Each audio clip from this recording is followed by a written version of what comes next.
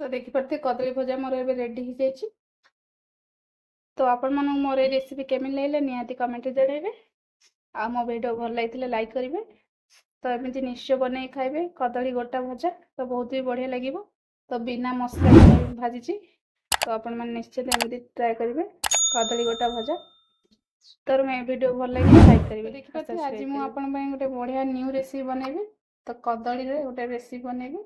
तो कदली गोटा भाजी मु देखिए मु 8 ରୁ 9ଟା कदली गोटा कदली नहीं आसची। तबे फास्ट ताको चोपा छड़े नेबी। तो ये दुई साइड मुंडी गुड़ा बाहर कर नेबे कछ सामना रो।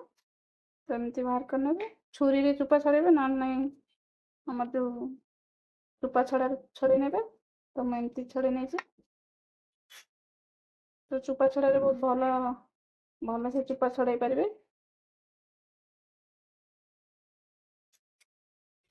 तो देखि पारथि मुझे कदली चोपा छड़ेनी ता मझे एमती कट लगेदेवी। तो मुझे किसी पानी रखी गोटे चामच हल्दी पकईनेबी। तो काटी सारा हल्दी पानी पकईदेवी ना कदली कला पड़ जाव। तो चलते सेमती चोपा छड़े सब काटने भी कदली।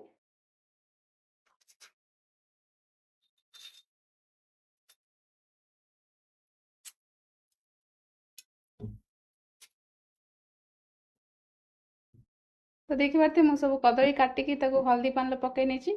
तो हल्दी पानी पकेबी ना कदली पूरा कला पड़ जाव आमर काटी सारा पर।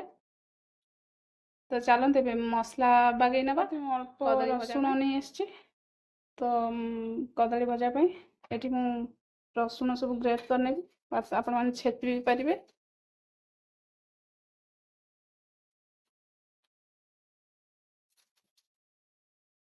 तो मसला दे भाजी पारे आहरी बहुत बढ़िया लगे सोरिष मसला दे मुझे खाली रसुण छेचार दे भाजी।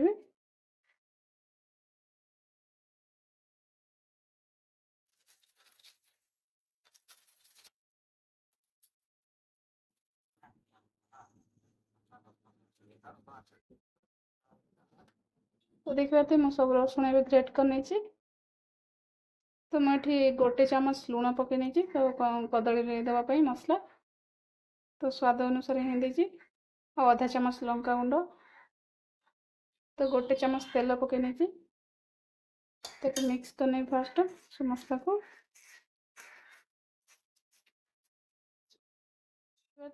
मसला को सब कदली दी भरी नेबी।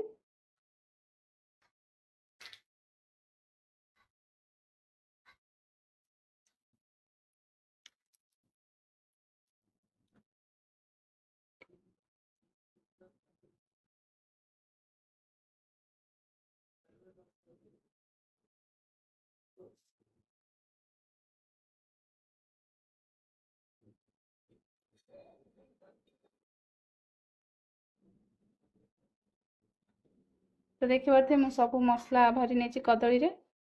तो ये चलतु कदली फ्राए करने भी कड़ा बसी नहीं तेल भी पकई नहीं गरम हो सारा मैं भी सब कदली पकई नेबी।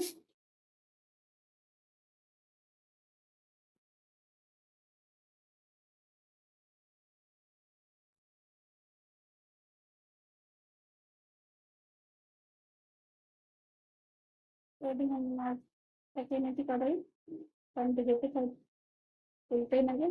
तो आम तेल दी साइड कदली लगे। तो मैं कवर दे फ्राए करने की देते साइड।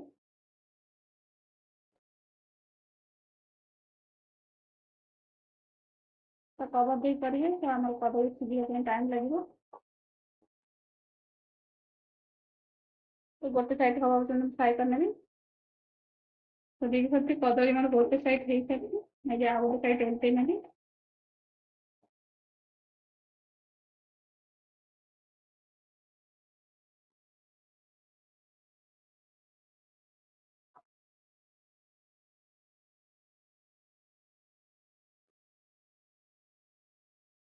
तो गोटे साइड में उल्टे नहीं तो आ किसी फ्राए करने भी। तो देखिए कदली मोर आ गोटे साइड हो सारी उल्टे नेबी सबको। कदली मोर पूरा भलसे सीझी भी जाती देखिए। तो आउ टे फ्राए करने भलसे।